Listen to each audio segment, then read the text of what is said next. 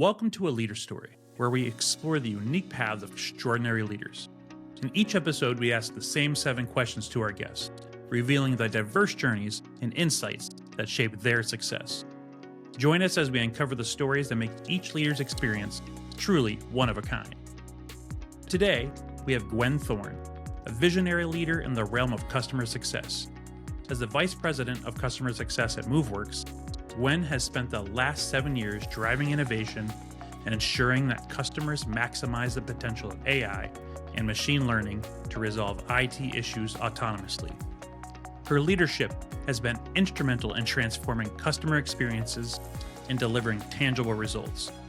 Join us as we delve into Gwen's story, exploring the insights and experiences that have shaped her impactful leadership career. Gwen, what is one decision you made that was a turning point for your leadership? Yeah, that's a good one. So for me, it was really leaning into hard conversations that was a turning point for me. At my core, I'm a bit of a people pleaser. I don't like to rock the boat, cause friction. So I would say early in my management career, I'd shy away from like confrontation and difficult conversations, especially where I had to deliver criticism, harsh feedback, any of that. So when I was forced into those situations, it would just loom over me like sleepless nights, short temper. You guys know the gist. But I learned that really these conversations get easier, one, the more you do them. And people ultimately appreciate, there's that whole radical candor component, but they appreciate getting feedback and coaching and better guidance on that, even if it might be a challenging conversation. But at the end of the day, at your heart is their best interest. So you're trying to help Yeah.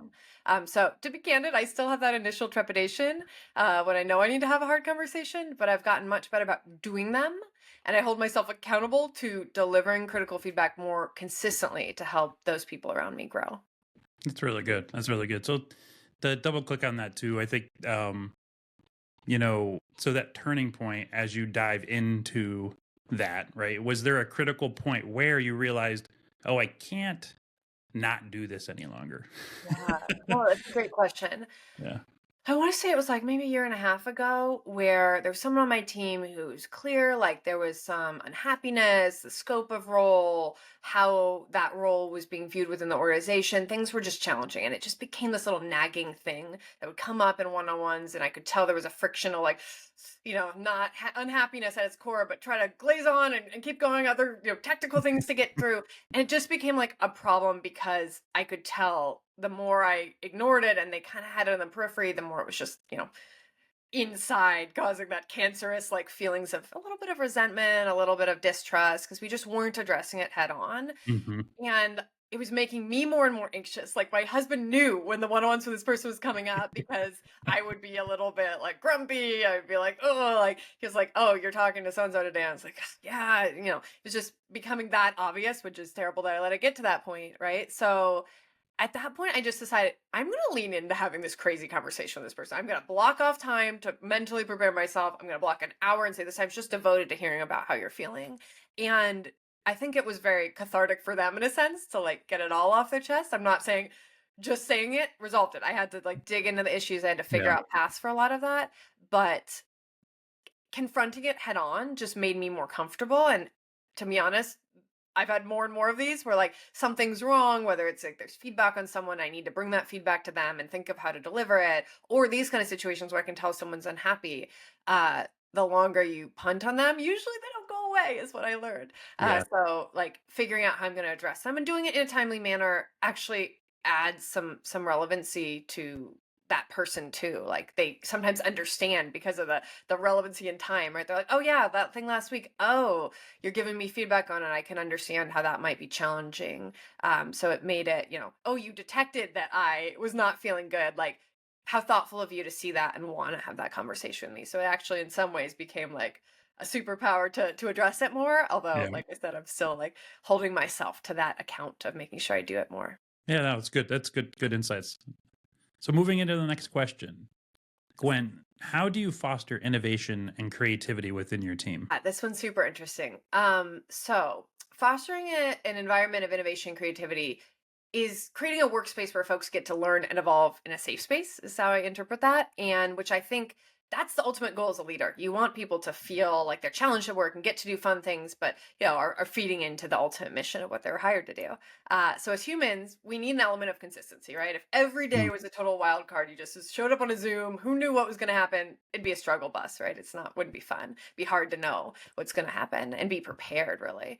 So you have to create some core tenets to a job that like your expectations are very clear on. So give them the tools to do those things, have clarity on the expectations, but allow them to infuse their own creativity into how they do it. You don't have to be super prescriptive. Oh, you have to deliver it in X or Y manner. You have to follow a script. That's the fun of it, is getting to be an artist with how you use the different tools. So in parallel to that piece, okay, I've told you the mandate, I've given you the tools to accomplish it. My expectations are clear. You want to create a dynamic where your team, can raise these controversial ideas or critical feedback they might have as they use these tools to accomplish things without a fear of retribution. You Mhm. want them to feel like there's a safe space. But I have a warning on this one, a little lesson learned from my experience. There is a balance where you can't have an open forum constantly. Mm. Ultimately, decisions have to be made. We have to move forward. And so I made the mistake early in my management career of trying to get a unanimous agreement on everything. Where I tried to get the whole masses, everyone's agreeing we're going to do this, right? Like Yeah. everyone, raise your hand. Like impossible. Mhm. What ended up happening was tons of cycles talking about really menial small changes, and it was just not productive. Yes, people felt like part of the process, but it wasn't productive for us moving and progressing in a leadership direction. So now I bring key items where I need their input and alignment, and I create a structured forum where they can raise feedback. But I also time get it. I'm like, this isn't a thing we're gonna, punt and you can provide feedback every week and it just never gets done. This is time bounded. But there are tons of other things where I just say, this is what we're gonna do. I don't invite debate. Of course, they can privately come to me and say, well, I have a concern or this or that, but I'm not trying to create a whole, caucus that we all go together and make the Yep. choice together. So yeah, I like this question because it's something I'm kind of constantly wrestling with. And on a quarterly basis, I'm always like trying new ways to keep the innovations, the creativity there for the team. But I think there's lots of things, dynamics you have to think about when you consider innovation and creativity. Yeah, for sure. And I think that leads really well into the next one because it is a balance. And so, next question, Gwen. So, how do you balance driving results with maintaining a positive team culture? So to me, balancing driving results with maintaining a positive team culture is about creating clarity of focus. Can't do everything, but we should all, everyone on the team, should have this visceral understanding of the core goals we're trying to accomplish. So I like to keep this to no more than 3 goals. And anything more than that, I just think it's hard to keep track of and remember. So what are the kind of the core tenets? And every quarter or half, I like to make sure we're reaffirming, like, are those, has anything changed? What's going on? So to outline those 3 outcomes we're trying to achieve together, I have to explain the why they are important. Like, why is that so important? And show the team the path we are carving to get there. So a real example. So as a team, at MoveWorks, customer success team is focused on GDR. So are we able to retain the accounts that come in?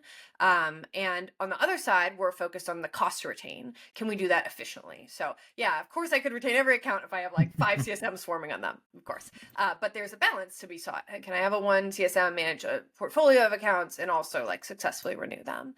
And that's fine and like makes sense. But at the end of the day, when you get more accounts, it's like, oh, more workload, more stuff you have to do. Like, what could we just hire a few more people? And so I have to kind of outline, okay, there's a bigger path as a company we're going on. And in fact, what's that journey to IPO? And what are the important things that investors look at? And how do we chart that course and figure out what that looks like? So like taking them back to the fundamentals, I think it was like a 20-30 minute, like almost tutorial on IPO readiness that we took the team on to help them understand why we're so focused on these. Yes, of course, it's a goal, but like, what's the rationale behind us and why does it actually help all of us? Like, guess what? We all have sweat equity in this baby. And if we're able to do this more efficiently and take this thing public, we all benefit from that. So that was really important for me, is like talking them through the why. So that's one piece of the puzzle. The other piece is, how do you do that while maintaining positivity? So there are 3 things. See what I did there? Three. Yep. So 3 things I like to think of when it comes to this. One, and we kind of touched on this earlier, was I like to invite feedback. Like, it's important to have a vision and a path, but you have to be receptive to inputs and how to improve that path. Yeah. Now, ultimately, your team is living and breathing the experience every day, and they often have insights that you may not be aware of as a leader. You're in only certain spheres within what the team's doing. So letting everyone have a seat at the table and that quest to evolve the plan is really important. So that was one. The second is around sharing public positive for praise.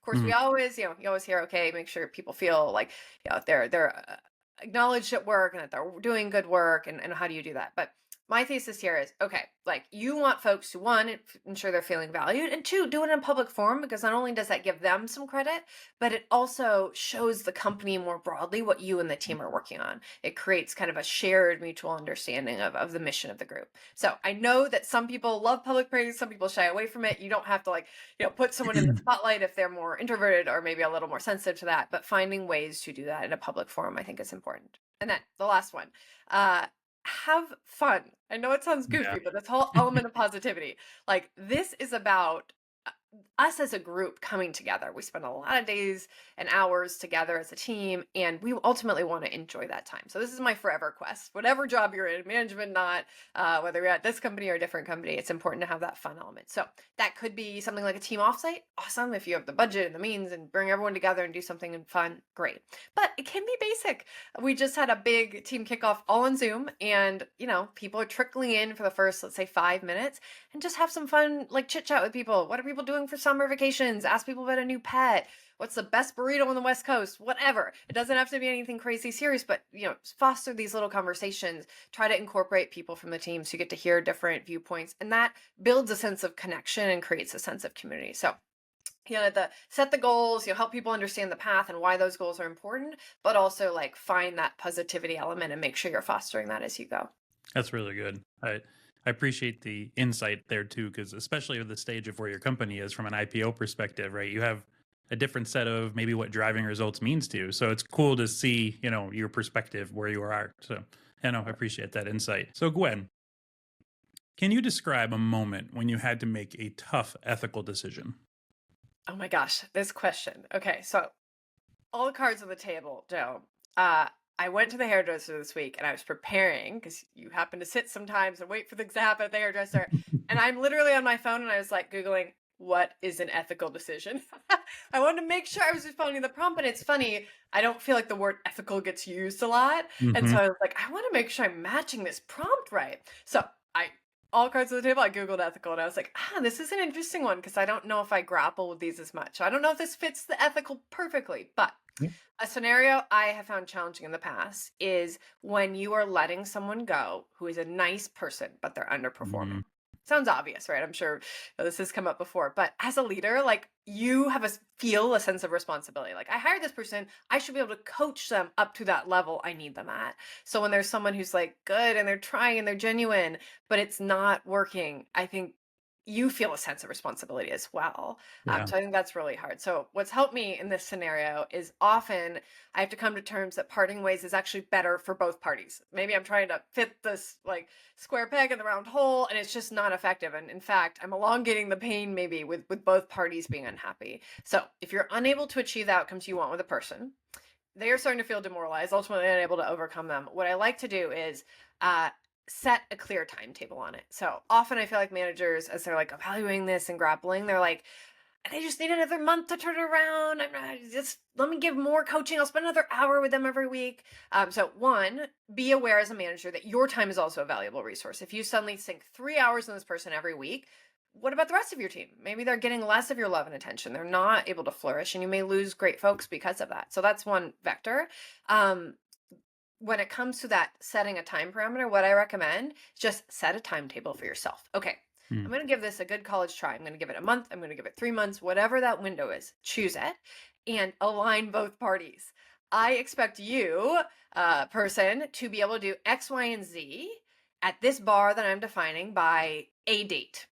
Select Yeah. the date, make sure you're both unified. That way there's no surprise for either party. It's clear the time range you're working on, it's clear the expectations, and it's up to both of you to try to make it happen. But at the end of the day, usually if you're able to establish that, the person knows if they haven't met that. In some ways, they're appreciative that you were so upfront with them about that journey, and it wasn't like a surprise shot in the dark one day they came to work and got fired. So to me, hard to let people go who are truly putting in the good old college try, but sometimes it's the right thing for them and it's the right thing for you and the company and your organization.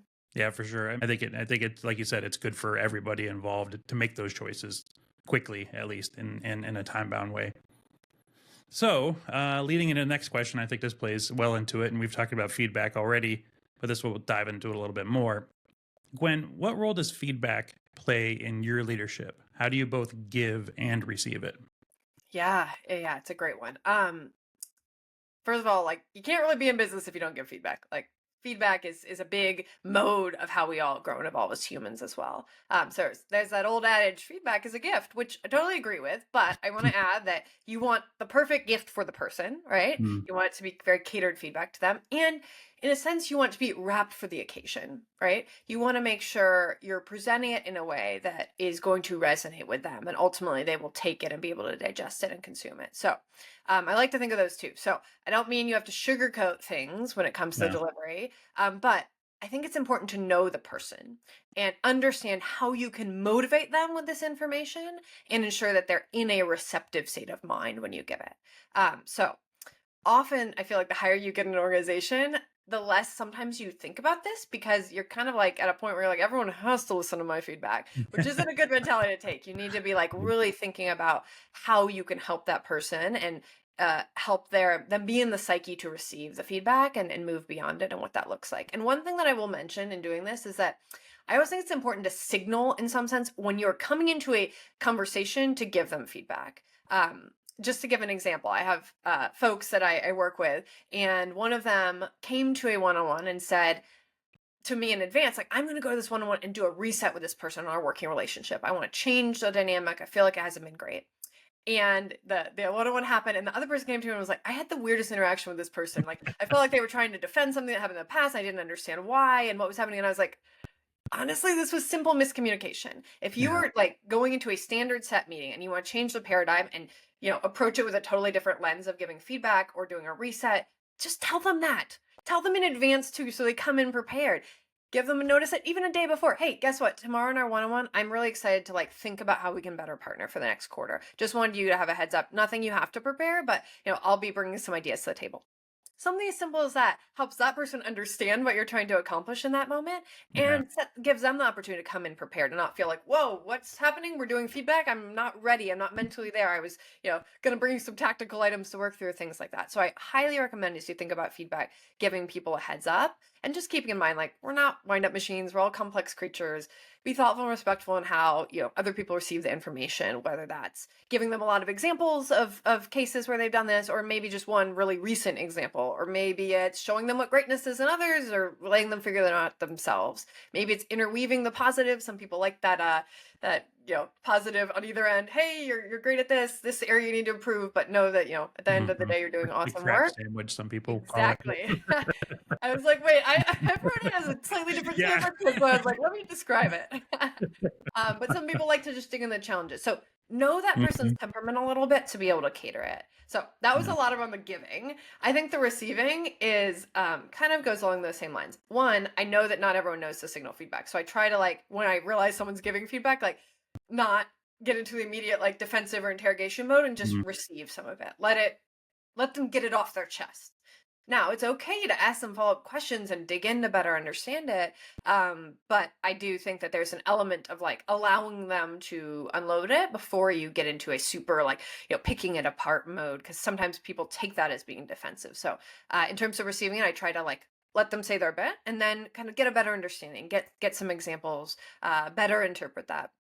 I guess I have a bit of an example of the receiving. So I had someone on the team set up a one-on-one with me. Wasn't out of the blue, but they kind of set a little bit of the stage. Hey, I want to talk about this other role, and I got into it, and they're like, "Hey, I want to do this other role." I was like, Cool. Tell me more about why and what's going on." And kind of what I realized in backing into it is that they had challenges with their manager and were feeling like, this other role was almost an opportunity to jump over and escape. So it was actually an opportunity where they were kind of coming to me with an ask, but I was able to use it to get feedback and to kind of get out of them a few nuggets that really help me shape how I think that other person can evolve and deliver feedback to them more thoughtfully in a way that, they thought maybe coming into it was a little transactional, hey, promote me, move me over here to this different thing. But I tried to dig in a nice way without, making them feel too on the spot into what was really motivating that. And it ended up being effectively a great feedback session. I was able to get a lot of great insights from them.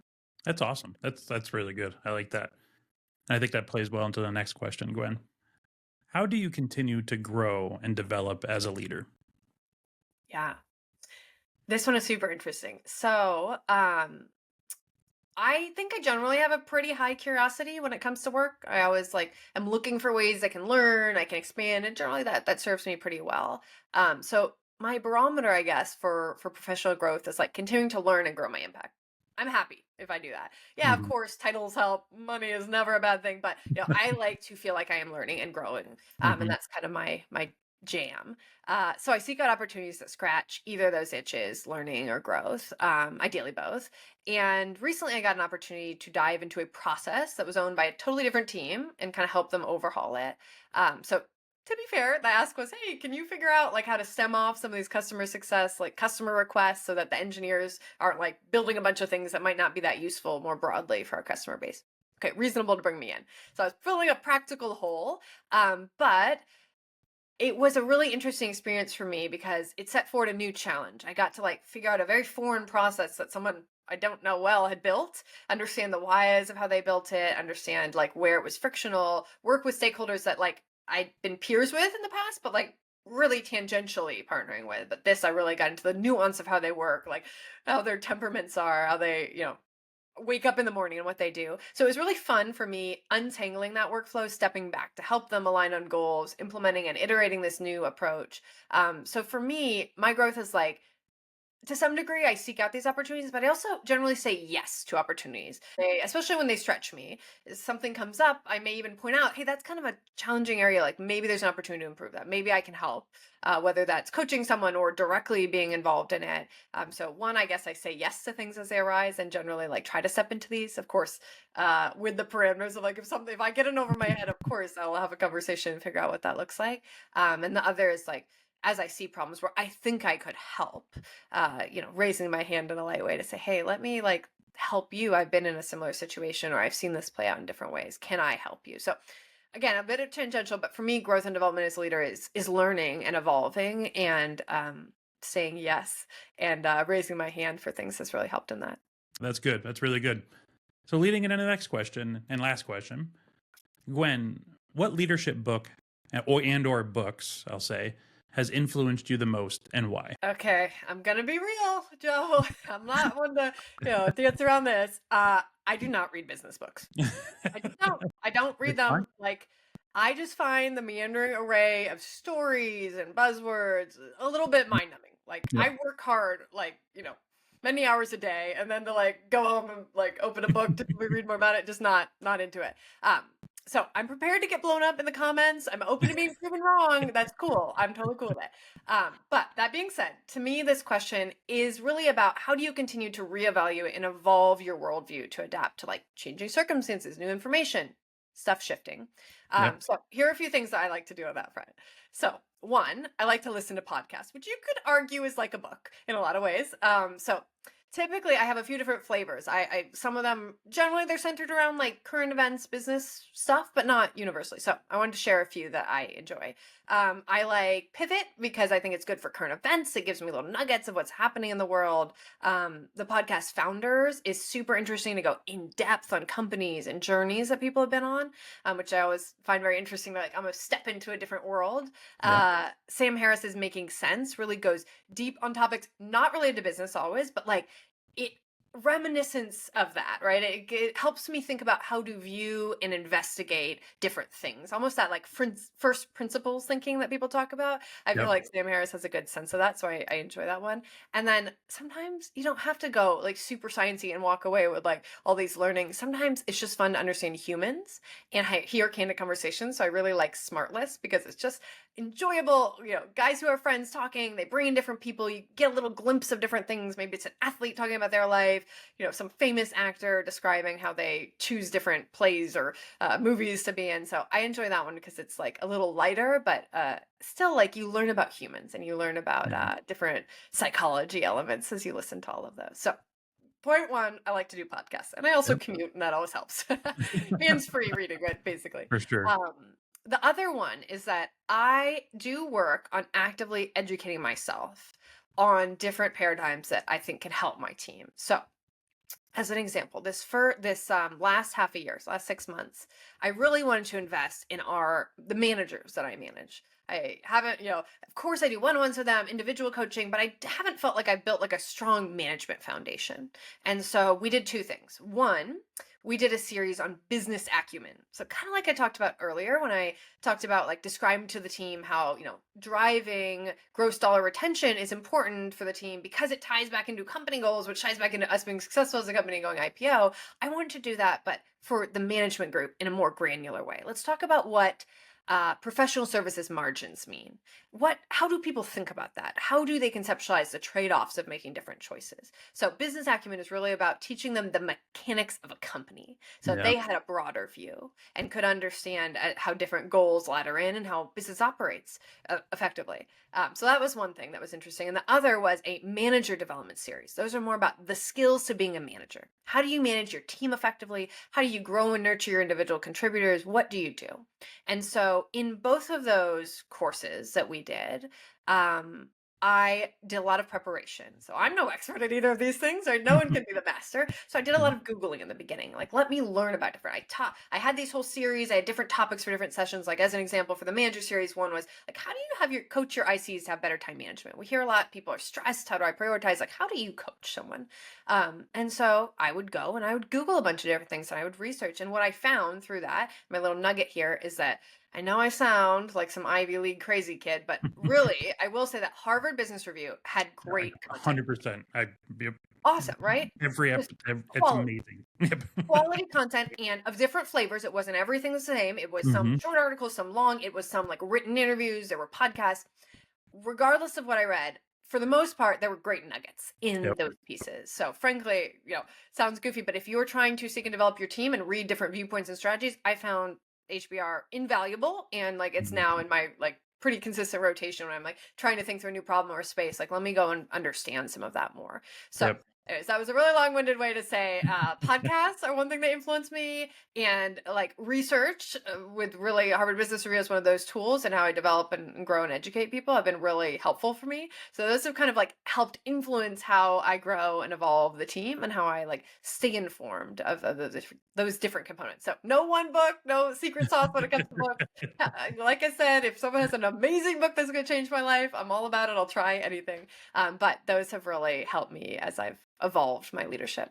That's really good. I think it's funny too, because I think you're the 12th person I've interviewed, and 50% of the folks have, they're like, well, it's just not a book for me, or it's not a leadership book, or it's not, it is just, we learn in different ways, and we consume information and to become better leaders in different ways. And so it's good. I appreciate the insights there. I really, really appreciate it.